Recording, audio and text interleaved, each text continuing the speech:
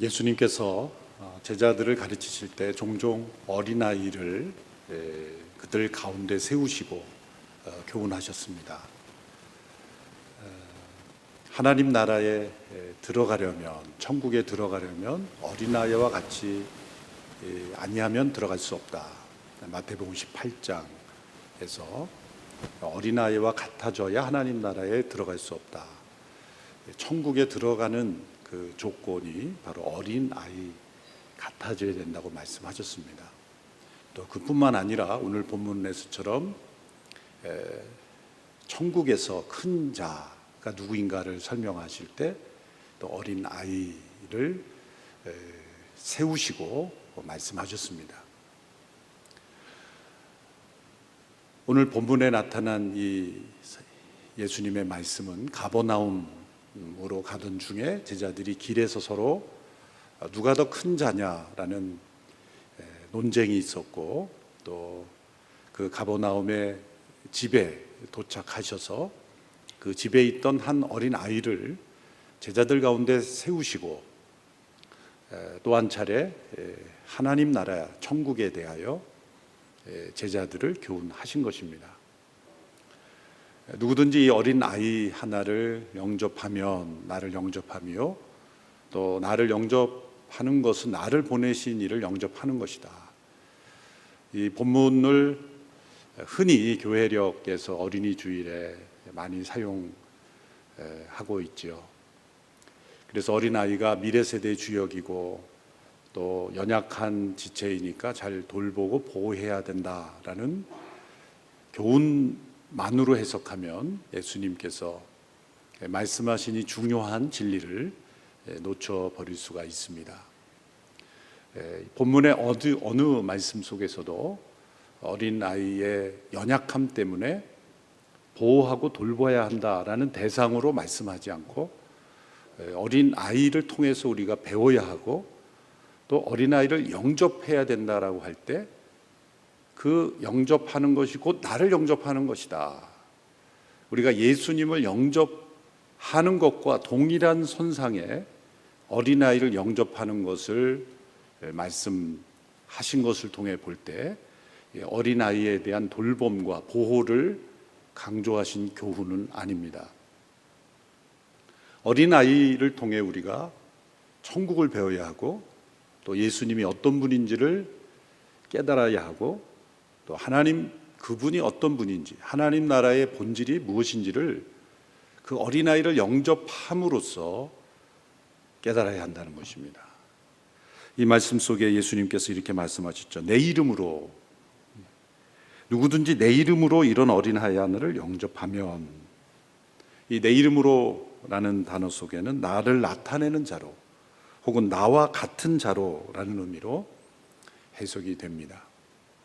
그러므로 이 어린아이를 통한 예수님의 교훈은 하나님 나라의 본질, 또 하나님 나라의 일꾼, 이 반드시 깨달아야 하며 또 예수님 말씀대로 영접해야 하는 이 어린아이에게 있는 것, 그리고 어린아이에 있으면서 동시에 예수님과 같은 그 본질을 우리가 영접해야만 우리가 하나님 나라의 백성이 될 뿐만 아니라 그 백성에 합당한 자로 살아갈 수 있다.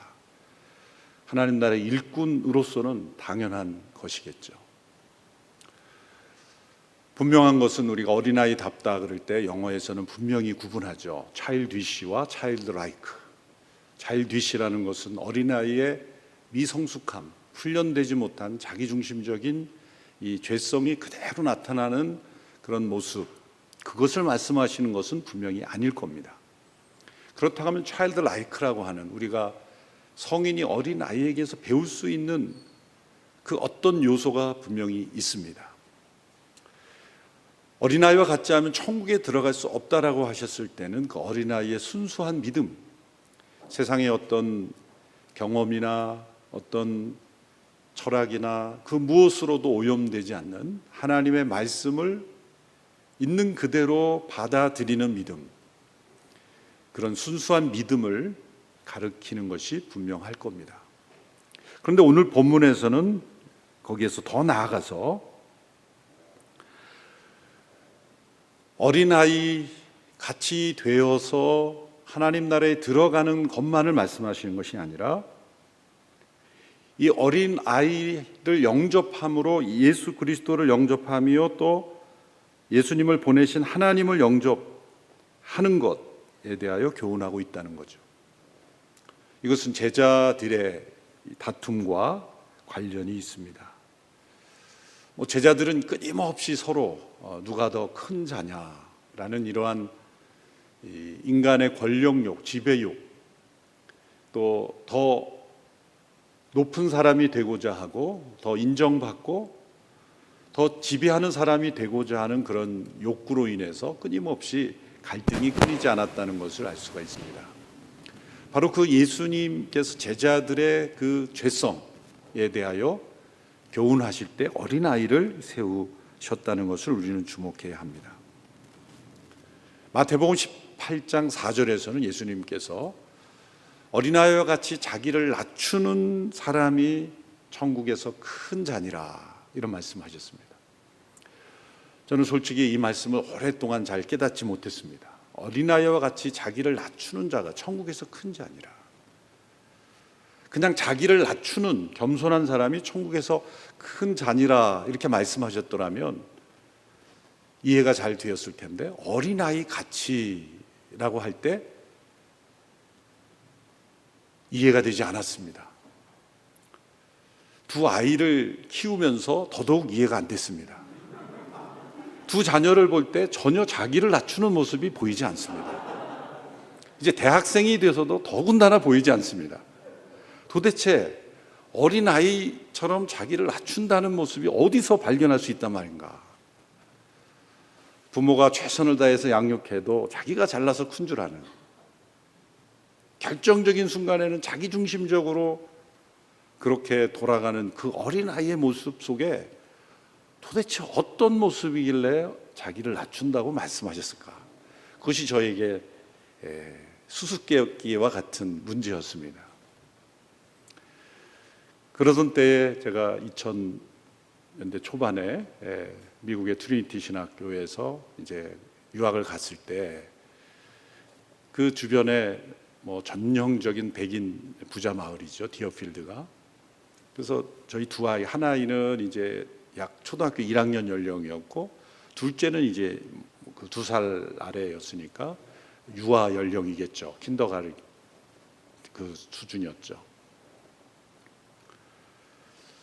첫째는 가자마자 그 인종차별 내지는 그 친구들로부터 느끼는 그 거부감, 배타적인 거예요.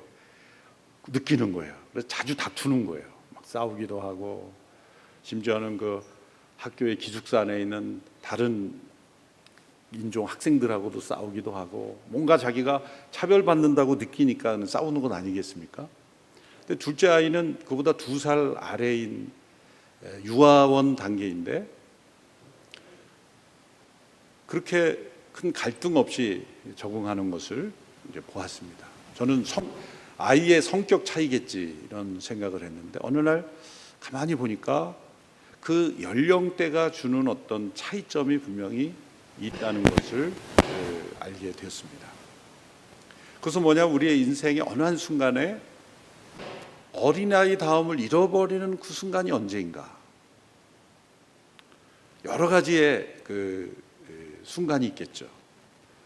그러나 어떤 영역, 특별히 이 인간의 지배욕, 권력욕에 있어서 어린아이 다움을 잃어버리는 때는 나와 다른 사람을 비교해서 나의 어떤 강함을 통해 다른 사람의 약점을 가지고 지배하고 또 권력을 행사하는 것이 무엇인지를 아는 때 어린아이다움을 잃어버리는 것이죠. 그래서 우리 둘째 아이는 피부색이 다르고 또 부모의 환경이 다르고 입는 모든 것이 다 달랐지만 우리가 지금도 이런 놀이터나 이럴 때 유아원에서 데리고 온 아이들 보면 한 3살 미만 아이들은 아직도 남녀 구분도 구분이 잘 안 되는, 그러니까 선생님이 손 잡아 그러면 다 잡는 거예요. 무슨 옷을 입었든지 피부색이 어떻든지 전혀 다른 사람을 나와 다른 것으로 인하여 차별하지 않을 뿐만 아니라 또한 그들을 이용해서 자기의 어떤 욕망을 채우는 일에 권력을 행사하고 지배하는 그런 욕구가 없는 단계가 있습니다. 그 무엇인지 모르는 그런 단계의 어린아이다움. 그러나 이제 초등학생이 되고 뭐 넘어가면 이제 반장 선거를 하고 또 그러면서 이 권력이 뭔지를 알아가죠. 물론 요즘은 이 버전이 좀 달라졌더라고요. 요즘은 3살만 돼도 아이들이 권력이 무엇인지 알아간다는 거예요. 어느 유아원에서 이 3살짜리 남자아이가 여학생에게 나 너 좋아해 그랬다는 거예요. 여자아이가 충격을 받아서 우리가 이래도 되는 거니 그랬더니 그 남자아이가 하는 말이 우리가 한두 살이냐 그런 거죠. 요즘은 3살부터 그래서 어린아이 다음에 이 비유가 여러분 뭐 차세대 사용하겠지만 어디까지 내려가야 하는지 이 버전을 좀 바꿔서 너희가 영화와 같지 아니하면 뭐 그렇게 내려가야 될 것 같은데 어쨌든 이 파이디온의 단계는 학령기 이전에 권력이 뭔지 모르는 권력의 낯선 자, 자기의 이익을 위해서 다른 사람을 이용할 줄 모르는, 그리고 나와 다른 점으로 인해서 그 사람을 비난하거나 폄하할 수 없는 그런 단계, 그것이 어린아이와 같이 자기를 낮추는 자라고 예수님께서 말씀하셨다는 것을 그때 제가 깨닫게 되었습니다. 그런데 오늘 본문에서는 거기에서 더 나아가서 예수님께서 말씀하신 것은 이런 어린아이를 영접한다는 게 뭘까? 그것은 우리가 어린아이로부터 받아들여야 하고 그것이 나의 성품이 되도록 나를 내려놓고 그렇게 변화되어야 하는 그 모습이 바로 예수님의 성품이고 하나님의 성품이고 하나님 나라의 본질이라는 것. 그리고 35절에 보면 누구든지 첫째가 되고자 하면 뭇사람의 끝이 되며 뭇사람을 섬기는 자가 되어야 하리라 라는 말씀까지 하셨습니다. 이 말씀을 연결해 보면 천국에 들어가는 것도 어린아이 같아와져야 돼요. 순수한 믿음이죠. 어린아이처럼 자기를 낮추는 것, 이것이 어떤 우리의 관계 속에서의 우리의 나타나야 될 예수님의 성품이라고 한다면 35절의 말씀은 이 하나님 나라의 본질인 하나님이 어떤 분인가를 설명하는 말씀이라는 거죠. 누구든지 첫째가 되고자 하면 뭇사람의 끝이 되며 뭇사람을 섬기는 자가 되어야 하리라. 이것은 어떤 공동체이든지 어떤 조직이든지 세상에서 첫째가 되려면 많이 섬겨야 된다, 섬기면 인정받는다라는 법칙이 아닙니다. 세상의 성공 법칙을 말씀하시는 것이 결코 아니죠. 이 말씀은 하나님 나라를 말씀하시는 건데 정반대로 해석해야 하는 것입니다. 누구든지 첫째가 되고자 하면 이것은 이 세상적인 기준으로 1등, 최고, 어떤 권력자의 위치를 말씀하시는 것이 아니라 하나님 나라의 첫째는 누구입니까? 하나님이시죠. 하나님 나라의 첫째이신 하나님께 가까이 가고자 하는 자, 그분께 쓰임을 받고자 하는 자, 그분께 가까이 하고자 하는 자는 어떤 이가 되어야 되는가? 그 첫째이신 그분이 어떤 모습이었는가를 보고 그걸 배우라. 하나님 나라의 첫째이신 하나님께서 무사람의 끝이 되신 사건, 그것이 성육신이요 십자가에 죽으신 사건입니다. 무사람의 끝이 되신 예수님, 그분은 이 땅에 오셔서 섬기셨고 자기를 비어 십자가에 희생하셨습니다. 예수님이 어떤 분인가? 그분은 무사람의 첫째이신 분이 끝이 되는, 섬김으로 끝이 되는 분이셨다는 거예요. 하나님 나라는 세상적인 지배가 아니라 섬김으로 다스려지는 나라이다. 하나님은 왕이신 분이 종으로서 섬기시는 분이다. 하나님 나라는 어떤 나라인가? 가장 높으신 분이, 영광 받으실 분이 가장 낮은 자리에서 섬기는 분이다. 그 섬김의 끝이 자기를 비워 십자가에 죽는 희생일지라도 왕이 종이 되는 나라다. 세상에서는 상상할 수 없는 나라입니다. 하늘의 영광을 버리고 십자가에 죽기까지 낮아지시고 우리를 섬기신 나라이기에, 그 나라에 들어가는 것뿐만 아니라 그 나라에서 그 큰 자를 가까이 하려면, 큰 분을 가까이 하려면 그 모습은 어떤 모습이어야 되는가? 지배가 아니라 섬김으로 예수님이 어떠한 분인지를 영접해야 한다는 거죠. 그것이 하나님 나라의 모습이고 예수님의 모습이고 어린 아이를 통해 배워야 하는 것이라는 겁니다. 이것은 차일드 라이크를 뛰어넘는 거죠. 디바인리 차일드 라이크. 우리 하나님에게서, 예수님에게서 있는 어린아이다움, 그것이 우리 안에 있어야 하는 것입니다.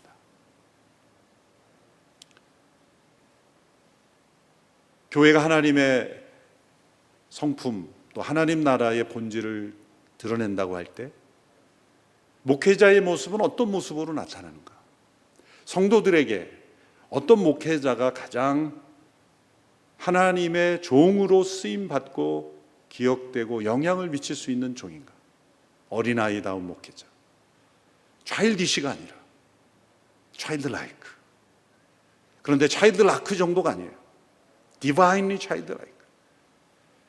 가장 영광스러운 분이 가장 비천한 자리로 내려오시고 왕이신 분이 종이 되시고 통치자이신 그분이 섬김으로 세상을 통치하시는 그분의 모습이 목회자에게서 나타나야 사람들은 하나님을 보게 되고 하나님 나라로 인도함을 받게 되는 거죠. 그것은 세상의 어떤 조직 이론이나 공동체 다이나믹스와 전혀 다른 겁니다. C.S. 루이스의 스승이라고 알려진 조지 맥도날드라는 분이 이런 문장을 남겼습니다. 어린아이다움은 사람다움의 가장 심오한 핵심이고 사람이 갖고 있는 하나님의 마음이다. 우리 주님은 영원히 어린아이다우신 분이시다. 어린아이다움은 하나님의 본질에 속한다. 여기에서 Divinely Childlike라는 단어를 쓴 것을 제가 인용을 한 것입니다. 하나님께서 만물을 다스리는 것은 권력으로 지배하시는 것이 아닙니다. 어린아이다우신 이 Divinely Childlike로 섬기시는 것입니다. 오직 하나님만이 아무것도 기대하지 아니하시고 그저 주시는 분이고 그저 섬기시는 분이고 그저 자신을 위하여 자신을 내어주 우리를 위하여 희생하시는 분입니다. 그러므로 제자들에게 누구든지 첫째가 되고자 하면 무사람의 끝이 되며 무사람을 섬기는 자가 되어야 하리라. 이 말씀만큼 오늘 이 시대에 목회의 길을 가는 주의 종들에게 마음 깊이 새겨져야 될 말씀이 없다고 생각합니다. 우리는 어떤 꿈을 꾸고 있습니까?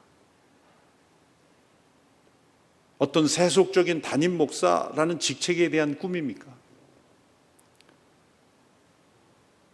예수님이 말씀하신 대로 무사람의 끝이 되신 첫째 되신 분, 첫째이신 분이 끝이 되신 그분, 왕이자 종이 되시는 그분. 그러므로 가장 희생하고 가장 헌신하고 가장 낮아진 자리에 섬으로서 하나님 나라를 보여줄 수 있는 종이 우리에게 필요한 것입니다. 제가 오늘교회 담임 목회자로 마지막 투표로 결정이 됐을 때 저희 한참 선배이신 목사님이 계십니다. 제가 교육 전도사로 부서를 배성받을 때 수석 부목사님이었던 분이에요. 오늘교회 얼마나 대선배예요? 제가 담임 목회에 갔을 때 그분부터 해서 다 있었어요. 제가 딱 중간 나이 있을 때 담임이 됐었죠. 그분이 저에게 인사를 나누면서 축하한다는 말과 동시에 하고 싶지만 앞으로 얼마나 많은 희생과 헌신을 해야 될 것을 아니 내가 축하한다는 말이 잘 나오지가 않는다. 본인이 안 돼서 기분 나쁘다 그런 게 아니라 앞으로 많은 희생과 헌신을 해야 하는 종의 길을 걸어가기에 나는 축하라는 단어보다는 삶과 위로의 말을 전한다.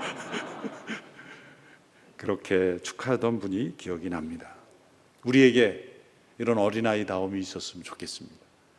우리 합신 졸업생들이 목회 현장에서 가장 꿈이 높고 또 권력이 무엇인지 모르는, 다른 사람을 지배한다는 게 뭔지를 모르는 어린아이처럼 세상의 질서에 대해서는 완전히, 그 세상의 권력욕에 대해서는 완전히 백지장이 되고 하나님의 그 이 모습, 왕이신 그분이 왜 왕인가? 그분이 종으로 죽기까지 섬기신 분이기에 그분이 왕이신 거예요.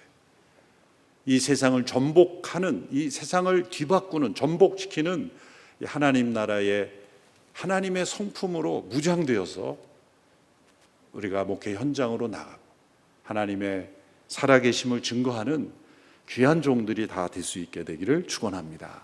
기도하겠습니다. 하나님 아버지, 하나님께서 사랑하시고 귀하게 쓰시는 우리 합동 신학대학원 귀한 주님의 아들 딸들을 불러주셔서 사용하시니 감사합니다. 주님께서 말씀하신 대로 누구든지 첫째가 되고자 하면 무사람의 끝이 되며 무사람을 섬기는 자가 되신 그 예수님과 하나님을 닮은 그분을 영접하는 종들이 다 되게 하여 주옵소서. 하나님 나라의 살아계심을 보여주는 목회자로 어린아이다운, 하나님을 닮은, 예수님을 닮은 어린아이다운 목회자로 목회 현장에서 주님을 증거하는 귀한 지도자들 다 되게 하여 주시옵소서. 이제는 우리를 구원하시기 위하여 하늘의 영광을 버리시고 죽기까지 낮아지신 예수 그리스도의 은혜와 하나님 아버지의 크고 놀라우신 사랑하심과 성령님의 충만한 인도 역사하심이 어린아이 다운 목회자로, 예수님을 가장 닮은 목회자로, 하나님 나라를 가장 잘 나타내는 어린아이다운 목회자가 되기로 말씀 앞에 결단하는 귀한 주님의 백성들 위해, 이 귀한 학원 위에, 모든 교수님들 위해 함께 하시기를 간절히 축원하옵나이다. 아멘.